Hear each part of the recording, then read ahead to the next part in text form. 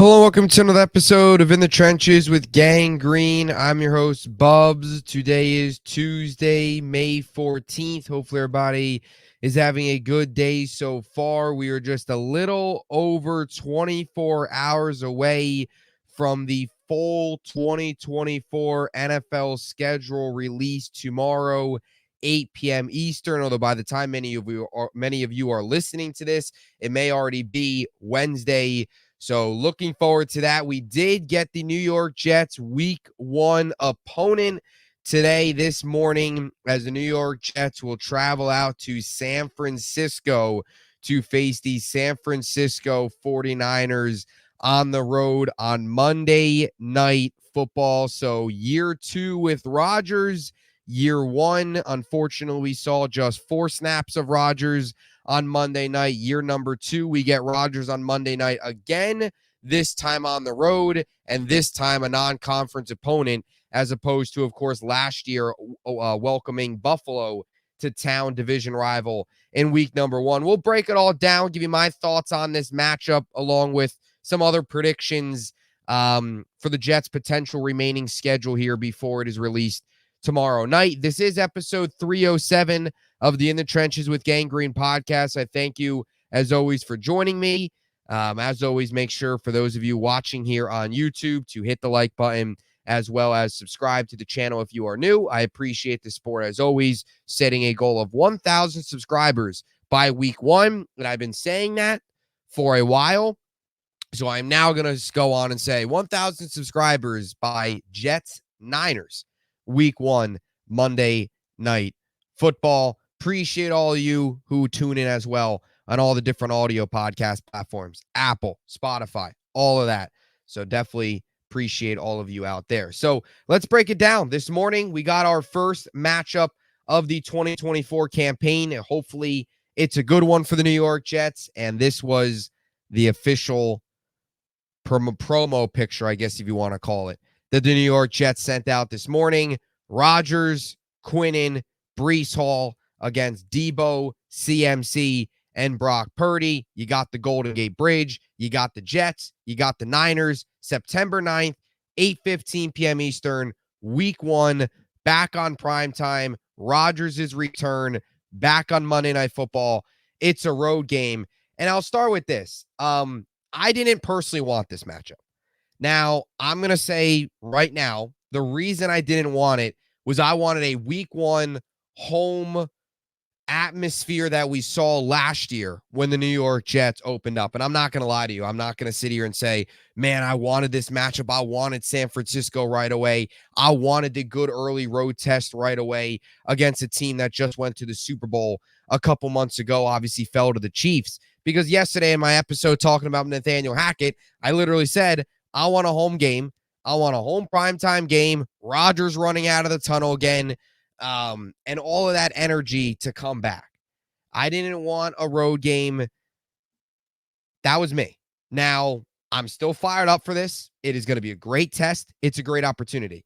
That's the reason I didn't want this. I think there's a lot of Jets fans today that are panicking, that are freaking out on May 14th that we have to face the San Francisco 49ers, who are one of the best teams in the NFL and have been for the last couple of seasons, of course, making the Super Bowl in the 2019-2020 campaign right before COVID hit. And then, of course, making it back there again last year, as we know, losing both times to the Kansas City Chiefs. But they've been one of the best teams in football for the last 4 to 5 years. And a lot of people I get it wanted, give us New England. Give us Denver in week 1. Give us one of these teams at home where we can just steamroll them. Easy start for Aaron Rodgers at home, win the game. Doesn't have to be in prime time, and that's all great. And I get that aspect of it, but you can't be scared of the 49ers. You can't be sitting here on May 14th panicking, getting upset, being worried like Mike Greenberg was today, throwing a absolute fit, it felt like, on Get Up, which some of it probably was staged. Some of it was maybe a little bit over exaggerating. Greeny's obviously a big Jet fan, well-known Jet fan out there.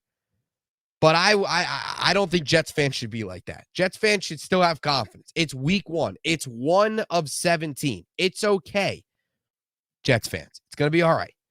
A lot of people out there panicking. Oh, no, we got to play the Niners week number 1. This is the way I view it.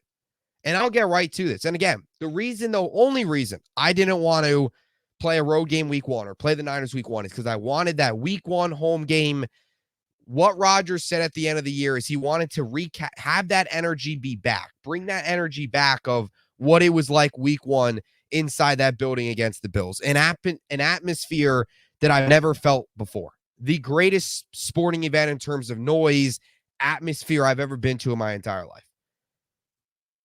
Now, that's saying something because a lot of the Jet games that I go to haven't been pretty, but you get the point. There haven't been many atmospheres like that, unfortunately, inside MetLife for the Jets, but still incredible. I wanted that. I wasn't afraid of, I didn't not want to go to the Niners because I was afraid, or Jets fans, you shouldn't be afraid either. It's a loser mentality, right? How many years in a row now have we talked about this team? Oh, they got such a difficult start. Oh, they got such a tough schedule. Oh, 2022 is we got to face the AFC North the first 4 weeks of the season. Last year, it was, man, we got to face Buffalo. Then we got to face Dallas. And then in there, you still have, the first 6 weeks, you have to face Buffalo, Dallas, Kansas City, Philly. You're like, oh, this is ridiculous. We have to face 4 playoff teams in the first 6 weeks. It was the same thing we heard back in 2022. And guess what? The Jets in both of those seasons were actually better early on. In 2022, they were 6-3 prior to their bye week. They were 1-7 afterwards. Last year, through the gauntlet of their schedule, the first 6 weeks, without Aaron Rodgers as well, they were 3-3. They went 4-7 the rest of the way. The wheels fell off. So this narrative, this notion of, oh, the Jets are going to have another brutal schedule. First of all, we don't even know the rest of the schedule. We don't even know. We only know this one game. Second of all, how many times over the last 2 years have fans panicked because the first 4 to 5 weeks look really difficult, and it turns out the Jets recently have actually been better early in the season than they have been later in the season. And I get, down the stretch last year, they went 3-2 down the stretch. They won some meaningless games, but they got out of that 6-week stretch last year, 3-3. How many Jets fans last year in May were like, oh, we got to face Dallas. We got to face Buffalo. We got to face Kansas City. We have to face Philly. All of these teams in the first 6 weeks, this is going to be brutal. Aaron Rodgers or not, this is going to be brutal. And we came out of there 3-3. And same thing with the year prior. Oh, we got to go. We have to go to Cleveland. We got to go to Pittsburgh. We got to face the AFC North 4 games in a row. And the Jets were 2-2 in the AFC North that year, going back 2 years ago. So my point is, we have to stop this loser mentality. We have to stop this notion of panic time in May because we're facing a good 49ers team. And I get it, the cynical Jets fan inside of you wants to kind of crumble up into a little ball and say, no, this is bad. The Jets facing the Niners, primetime. All of these bad things that has happened to the Jets in primetime against good teams. And I get that. But this Jet team is loaded.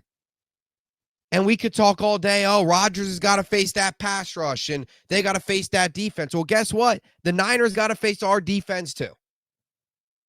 Brock Purdy's got to face Quinnen Williams. He's got to face Hassan Reddick. He's got to face Jermaine Johnson. Brandon Ayuk and Deebo Samuel got to go up against Michael Carter. Got to go up against Sauce Gardner. Got to go up against DJ Reed. So let's stop acting like, oh, the Niners are this juggernaut and the Jets are this no-name team with no talent that's going to get in there and get ran out of town. It's pathetic. It's negative. It's got to stop. We got to start having some confidence. To loser mentality, especially when the last 2 years has completely like disapproved that point of early in the season, the last 2 years on paper, it's looked like a gauntlet, but it's turned out early in the season, the last 2 years, the Jets have actually been better than they were late in the year. So we just got to stop panicking. It's also May 14th. You realize how much can change? And you hope everybody stays healthy, but there's always those training camp injuries. There's always things that can happen. And knock on wood, both teams are healthy. But you realize what could still happen through the next 4 months. Come on now. Even if the Jets are facing New England, as much as we want to chalk it up as a win, at the end of the day, any given Sunday. And I think, too, you got to look at it from a Jet fan perspective. Instead of the cynical old Jet fan inside of you, you got to have some optimism. Say, you know what? Everybody's counting us out already. The amount of people I talk to today are like, oh, you guys are going to get smoked. Rodgers is going to, I'll get to that in a second. These people wanting Rodgers to tear his Achilles again on primetime is completely pathetic. And the people out there that want that, just straight up losers. That's just the way to put it. But the amount of people are like, oh, they're going to get smoked. It's not even be close. You know what? This Jet team, they got to use that as a chip on their shoulder. They're definitely going to be underdogs in this game. There's going to be a lot of people doubting them. There's a lot of people doubting them as already, and rightfully so, right? You got to keep your expectations tempered. But you do realize, if you want to look at it from a positive view, if the New York Jets win this game, yeah, it's 1 of 17, but you realize how much of a massive statement that would be to go in and beat the NFC champions in their home building in week 1, Rodgers' first game back, to prove that he's back, to prove that he's healthy, to prove that this team could do some great things. So there's also that side of it, about this team kind of putting the league on notice in week 1 if they go on the road and win. Yeah, it's impressive to win in your home building, but to go on the road and beat a team like San Francisco right out of the gate would be incredibly impressive for this Jet team. And I think you've got to look at that as an opportunity as a Jet fan and get fired up for it. So enough of the loser mindset. Enough of, the good team Niners. Guess what? We got a good roster too. We got Breece Hall. We got Aaron Rodgers. We got a very solid receiving core. You want to say maybe depth-wise? Look, Garrett Wilson, Mike Williams, Malachi Corley. Yeah, they got a fierce pass rush. Guess what? We got a revamped offensive line. And they all should be healthy for that game as well. And that's another aspect of this. If there was a time to get San Francisco, you would want them early in the season, because you don't have to worry about going out west on a shorter week, adjusting to the time zone. You can pretty much adjust a week in advance. You can pretty much go out there, maybe even spend the week out there. So that's a positive. And also, San Francisco's a juggernaut, right? They're a really good team. You'd rather face them now than down the line where maybe you're banged up in November, banged up in December, and you're kind of limping to the finish line, and then you've got San Francisco on the road on your schedule. You wouldn't want that. So I actually think this actually favors the Jets more. I think the Jets have a better chance of winning this game than they would if it was in November, if it was in December. And I know that's so far in advance. There's so much that can happen. Believe us, we saw it last year with the Jets. We didn't expect the morning after week 1 we would need a new quarterback, right? But still, if there would be a time to face them, it would be now. So the positives, look, Niners coming off Super Bowl loss, maybe get a hangover either way, get the West Coast out of the early. There is some negatives to it. It is still a road game, right? You wanted that home game. That's what I wanted. I just wanted a home game. I didn't care who was against. I wanted that home game. Preferably, I wanted it in prime time. But if they put us at home against the Broncos week 1 at 1 o'clock, I couldn't care less. I wanted a home game. I wanted that energy. Unfortunately, we won't get that. But as I said, I'm not scared of the Niners. Not scared of the Niners. And let's be honest here. A lot of the Jet fans that maybe are scared or are upset, once week 1 rolls around, once you're about 20 minutes out from game time, you're going to buy yourself into this team winning that game. Don't worry. We all do it. It's a sickness at times, but we all do it. If you want to look at it from another negative perspective, if you would, for the fans out there, it's like, oh, you do give 4 months for Shanahan to prepare. But, I mean, come on. Buffalo prepared for months for Rodgers. We sent Zach Wilson out there, and we still won. So, and it makes sense, too, from an NFL perspective. It makes a lot of sense. Rodgers grew up in California, coming off a torn Achilles, goes back to his home state. So that's a storyline in itself. It's also just Rodgers coming off a torn Achilles, facing one of the best teams in football. How does he bounce back? How does he look in game number 1? That's in itself just a massive storyline. You've also got Saleh going back to San Francisco for the first time as a head coach in a primetime spot. And then, of course, some smaller storylines. Solomon Thomas spent time in San Francisco. He's now with New York. Javon Kinlaw, who spent the first couple years of his career in San Francisco, he's now with New York for the first time. So his first game as a Jet will be back where he spent the first couple years with the Niners. So there's also some of those other smaller built-in storylines. And Rodgers, too, and the Niners have a history, Rodgers against the Niners in his career, he's 6-3. He's thrown for 2,597 passing yards, 20 touchdowns, 2 picks, and a 107.5 passer rating against San Fran in his 9 career games against them. So there's also that aspect. Rodgers, regular season-wise, has had a pretty good amount of success against the Niners. And, of course, in his home state. Rodgers on Monday night in his career. He's never lost a start, 13-8 overall, 1-0 versus San Francisco. Played one Monday night game against San Fran in his career. That was in 2018. They won 33-20, October 15, 2018. So did some research there. So Rodgers has faced the Niners once on Monday Night Football, and he beat him once. Hopefully he makes it twice here in about 4 months. It's crazy because the schedule gets released, and it's like we're ready to – it feels like I'm previewing the game right now because I kind of am. But it's like, all right, get us to September 9th. So in terms of how the rest of the schedule will look, you kind of question there's 2 scenarios I feel it could happen. They could either just put the Jets right back into home, where they just go right back home, or the Jets have to face Arizona on the road. So, and I don't think this would actually be the worst case scenario, because if the New York Jets can face Arizona in week 2 on the road, they would get their 2 furthest West Coast trips out of the way with San Fran and Arizona. So then you would then come back home for week 3. You'd have your 2 West Coast trips out of the way. So the travel the rest of the year is significantly less. And then, just like that, 2 weeks in, you look at the rest of the schedule, you would have 15 games left at that point. All of a sudden, you look at it, you've got 8 home games, 7 road games. So the schedule the rest of the way there would be in your favor in terms of travel and home games. So I actually don't think that would be the worst case scenario.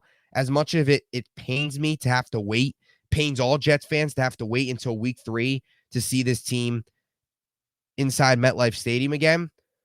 It might be better long-term that they just stay out there as opposed to having to then go out to Arizona later in the season. And you also set up where then 8 of your 15 games left, you then all of a sudden have the advantage in home games. Because obviously, as we all know, the AFC this year has 8 home games, 9 road games. So you would technically be in that scenario where it's 8 home games, 7 road games after those 2 weeks, which would be solid. So potentially, maybe they get Patriots home week 2. Potentially you see a home opener week 3 against New England. If they're going to go divisional opponent, let's say the Jets come home week 2. If they're going to go divisional opponent, they might go with Patriots because Thursday night will be they would have to go with the Patriots because Thursday night's going to be Miami Buffalo week 2. So if they want to go with a divisional matchup, it would have to be New England. I don't think that'd be the worst case in the world either. You don't want to take anybody lightly, but you'd have a really, really, really tough game against San Fran. You'd then be able to come home against New England. If you win that game against San Francisco, the beating you could put on New England the next week, I think would be amazing. But again, got to take it week by week. We don't even know the schedule yet, so don't even want to go down these hypothetical roads, but we'll see. And of course, too, just kind of seeing the other primetime games, right? You've already got one primetime game. I don't think they're going to max out. Maybe they get another Black Friday game. The other primetime spots I could see this team being in, other than, as we know, San Fran, is Houston and Buffalo, probably. I think one of either Buffalo or Miami will probably be a primetime game. I think maybe one of those also might be a 4:00 on CBS or Fox, one of those prime 4:00 spots. Whether that's Buffalo, whether it's Miami, we've seen them do that a lot. Especially last year, they had, I think, played Buffalo. I think they played Buffalo at 4:00 last year, the second time. So could see that. I think you could see a Black Friday game as well. Maybe get the Rams on primetime. Rams come into town. Maybe you get them on primetime. That might be like maybe a Sunday night game, potentially. And then 2, you have your Black Friday game. If the Jets play on Black Friday again, if that's like an every year thing now, who knows who that opponent will be. It'll have to be obviously potentially a home. If Black Friday's home every year then, or if they're going to make that a thing, it would then be home. So they would have to have one of those home opponents play that Black Friday game. And then it seems like all signs are pointing towards them playing Jacksonville in London overseas, which, I mean, I don't know. I'm not a big fan of those overseas games, but it is what it is. So, we'll see. We'll see what the New York Jets do. But they had 6 primetime games last year, plus the Black Friday game, including the Black Friday game, rather. I don't know if they'll max out at 6 this year. They might be at 4 or 5. We already got 1. Let's say they get a Black Friday. I could see another Monday night. I could see another Sunday night. I could see maybe Houston and then one of either maybe Buffalo, Miami, Rams being another primetime spot. So we will see. But Aaron Rodgers, Brock Purdy, Breece Hall, CMC, Garrett Wilson, Brandon Ayuk, Bosa, Hassan Reddick. Lots of great headlines that'll enter this one. We'll have to wait for the home atmosphere, whenever that might be, week 2 or 3. And I'll just say this too. It's pathetic that there's people out there that are rooting for Aaron Rodgers to get hurt again. And it is crazy. And I get it. I get it. You want to Rodgers, some of the things he says off the field, I get it. It sets people off.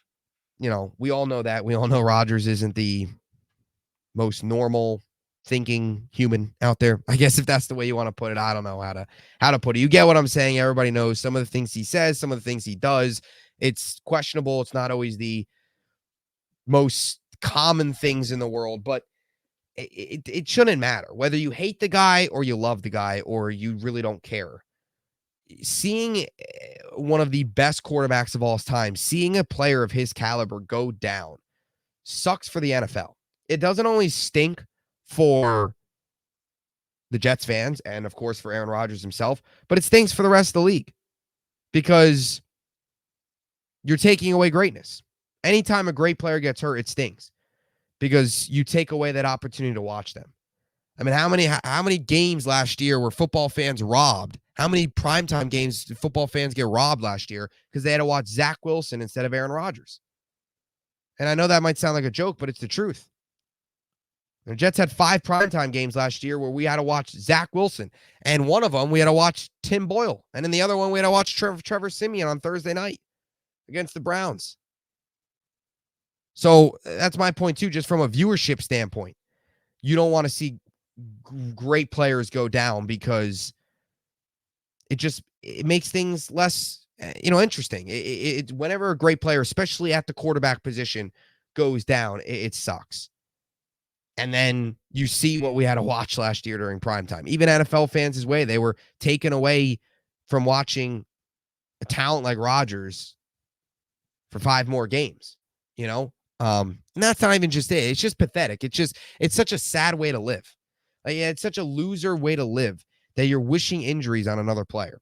And to the people out there, too, that are like, oh, Leonard Floyd facing him, you're stupid. You're actually stupid if you're saying that Leonard Floyd is the reason Rodgers got hurt. Leonard Floyd, I get it, pressured him, but Rodgers' Achilles was going to pop at some point.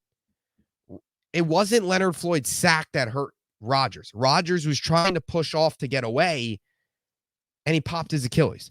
And I'm not a doctor, but there's actually people out there stupid enough to think that a contact injury affected the Achilles. Achilles is a non-contact injury. Everybody's like, oh, Leonard Floyd's going to hit Rodgers and tear his Achilles again. What? You're not going to tear your Achilles on a hit. It's a non-contact injury. Yeah, he had contact, but he tried to push off. You saw it pop. How stupid can you be? Oh, we're going to face Leonard Floyd again. One of the headlines today was, oh, Leonard Floyd against Rodgers. Give me a break. Are you that stupid? It's a loser way to live life if you're actually hoping other people get hurt. If this was any other quarterback in the NFL, everybody like, oh, this is great. It'd be awesome to see him take down San Francisco. It's pathetic. Go back on Monday Night Football, get his revenge. It's just because it's Rodgers. If this was Patrick Mahomes, if this was Josh Allen, good luck to Josh Allen throwing a bunch of phys ed teachers. Yeah, enjoy Marquez Valdez-Scantling. Allen Lazard 2.0, as far as I'm concerned. So it's pathetic. It's pathetic. And we're still having this conversation, too. Like, when is it going to get to the point where the Aaron Rodgers Achilles thing is just kind of forgotten about? He's going to have to play multiple games in order for people to move on from it. But first, it was when he started practicing last year, everybody was waiting for him to tear his Achilles again at practice, which is beyond pathetic. But people like to live life like that, so let him do that. And then it was now it's like now. It's like, oh, he's going to tear his Achilles week 1 again. Rodgers' Achilles. Now he's going to tear his other Achilles. It's pathetic. So, but hey, puts a chip on his shoulder. Hope they go out there and win. So we'll be back probably Thursday after, or maybe tomorrow night potentially. We'll see after the full schedule is released. We'll break it all down, give you some of the top matchups, big games, primetime games. Of course, we'll discuss it all. But Jets Niners week 1. Let me know what you think in the comment section down below. Jets versus Niners in Santa Clara. Little West Coast trip, little Monday Night Football. Gotta say, I'm excited. I mean, I didn't want it. I wanted a home game, but seeing a football game, seeing an actual scheduled football game has got to get you excited if you're a football fan. So that'll do it. As always, make sure to please like and subscribe. Appreciate all you tuning in. Until next time, JETS, Jets, Jets, Jets.